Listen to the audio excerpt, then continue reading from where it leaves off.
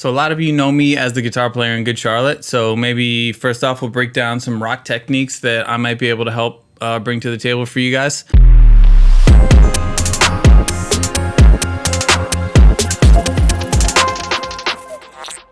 Hey, what's up guys? Billy Martin here, and today we're going to talk about the biggest differences between rock mix and hip hop mix. If you don't already, please subscribe to my channel, turn on notifications, and give me comments. Let me know what you're thinking about these videos. I love to hear from you guys. I love to learn. A lot of people were saying, hey, talk about guitars, talk a little bit more about rock music.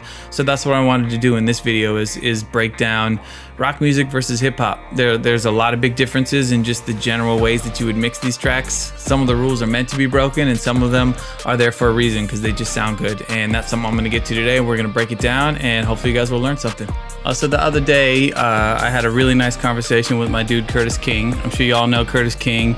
If you're on YouTube and you're interested in producing music, I'm sure that you have seen his videos. Curtis is a wealth of knowledge when it comes to YouTube, online beat selling, just general producer knowledge in the internet in general. Curtis just knows a ton about that. We had a really long, in-depth talk the other day, and he kind of got all the gears spinning in my head, kind of helping me pinpoint what my niche is in the producer community. What can I bring to the table that maybe another producer may not be able to bring to the table? And I think one of the unique things that I have working in my favor is that I've worked as a professional guitar player in a rock band for the last 20 years. And in the last maybe 4 or 5 years, I've shifted my focus to producing, namely making beats and working a little bit more in like the hip hop, EDM, and pop world. So that being said, I think there's a lot of things I learned when I was first starting, different sounds, different elements, things that you find in rock music that you wouldn't find in hip hop and vice versa. Some of the things I never really thought about, your ear doesn't notice it, you don't think about it when you're mixing or making music, but when you really start to break things down, you notice a couple things. So I thought that might be a cool thing that I could talk about today. It's not going to be a full tutorial. I'm not going to go into any plugins or mixing techniques. I'm just going to kind of break down some instruments in both genres and explain to you just some things I've found through my experiences, and hopefully you could use some of these techniques in your mixes to help get a better sound. So a lot of you know me as the guitar player in Good Charlotte. So maybe first off, we'll break down some rock techniques that I might be able to help bring to the table for you guys. So I thought we would go through and kind of break down each instrument and compare how that instrument works in rock music versus how it works in hip hop. By all means, none of these are hard rules.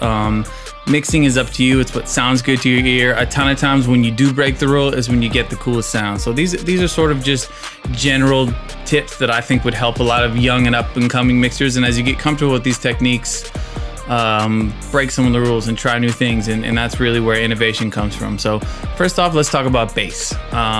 Bass is a huge part of hip hop. Obviously 808, sub basses, synth basses, all that.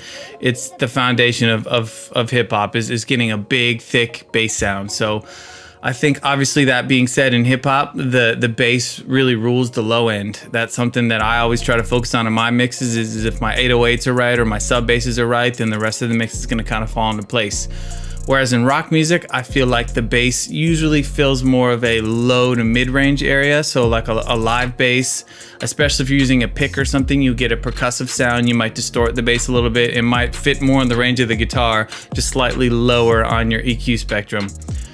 And I think that all has a lot to do with the drums and how the bass and drums interact. So that being said, we'll talk a little bit about drums.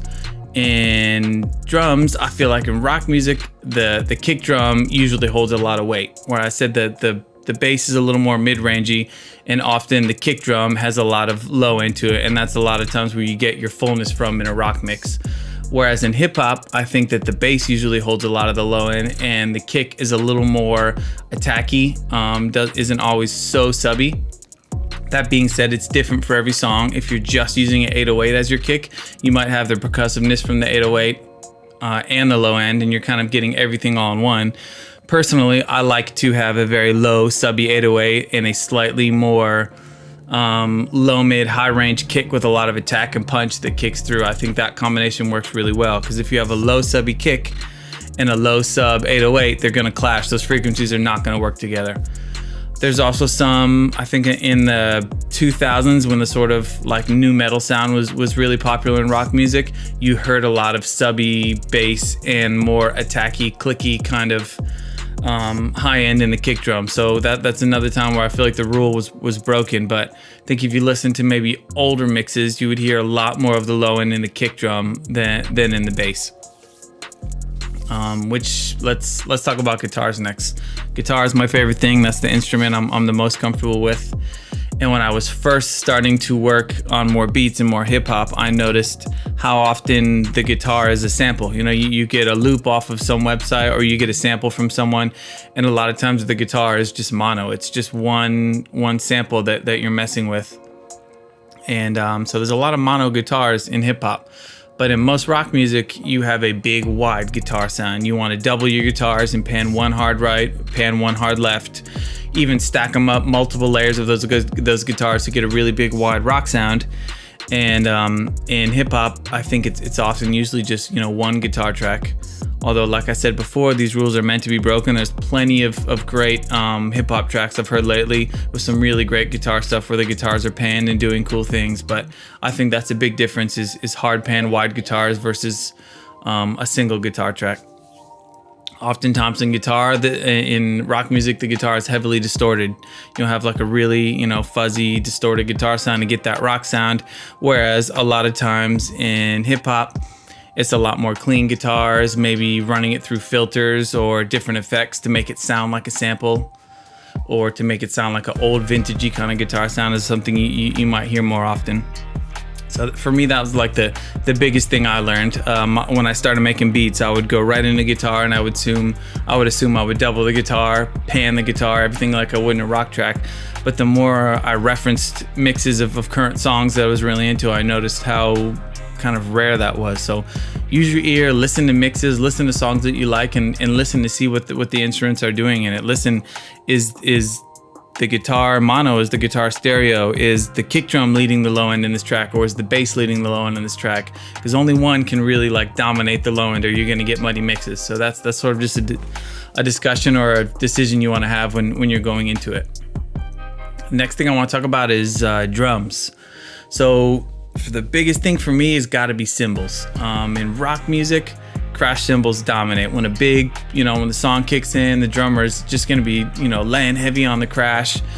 Crash is a great way for transitions when you're switching from the verse to the chorus or moving into the next part. Crashes, it's everywhere in rock music, and it's rare that you would hear a lot of big crashes in hip hop. That's another mistake. Not a mistake, but something I did a lot when I was first making beats. When my beats kicked in, I would throw a crash in on the downbeat every time, because that's just what I was used to doing in rock music. But the more I researched and referenced, I found how little crashes you would hear in hip hop. So definitely people do it. Maybe you sampled a drum beat from a rock record and there was a crash in it, or maybe you want something that's a little more hip hop rock fusion or something like that. So that would be a cool idea, and that is to really push the crashes, because that's something I think pulls really heavily from rock music. I think in hip hop, the snare is not so, there's not so many rules with snares. A lot of times you might have a clap or a rim shot or any other sound that might be the snare sound. Whereas in rock, when you have a drum kit, you're gonna have a snare as your main snare sound. So that's a big thing too. Is a difference is sound selection. A lot of times you might have like a wide clap in hip hop. You might find a cool sample that's just a wide clap versus a mono snare in most rock tracks. So just little subtle things like that, how you choose to pan a sound or not pan a sound, can really make the difference of what you're used to hearing in rock music or what you're used to hearing in hip hop. Another thing I think is really important is try things out.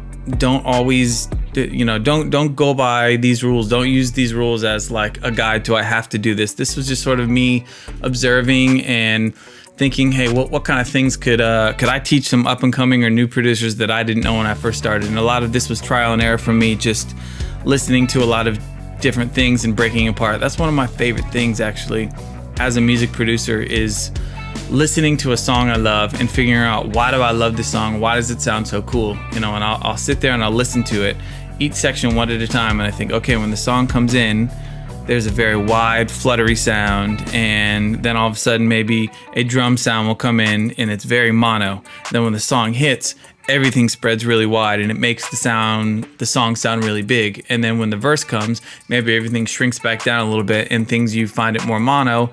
Maybe some sounds are moving this way, they're panning back and forth. Just sometimes it's good to put headphones on and really dissect your favorite songs and figure out why they sound like they sound. So that's a really great way to learn.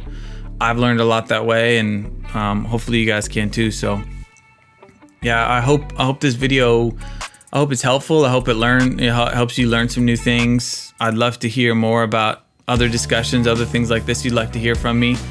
We're all stuck at home in quarantine right now. Can't play concerts, can't do all the normal things you can in a band. So I found myself with a lot of time, and I figured why not just spend it making more content, making music, making videos, just staying active, staying involved with my community, with the fans, and just hearing, what I could do to help make this time better. So, we're all stuck at home, and it's a really good time to learn a new skill and figure out how you can get better at what you're doing. So that's where I'm at right now, and I know a lot of you other musicians and producers are in the same place. So, let's talk, let's discuss, let's figure out some other cool videos I could make, some other things I could help bring to the table.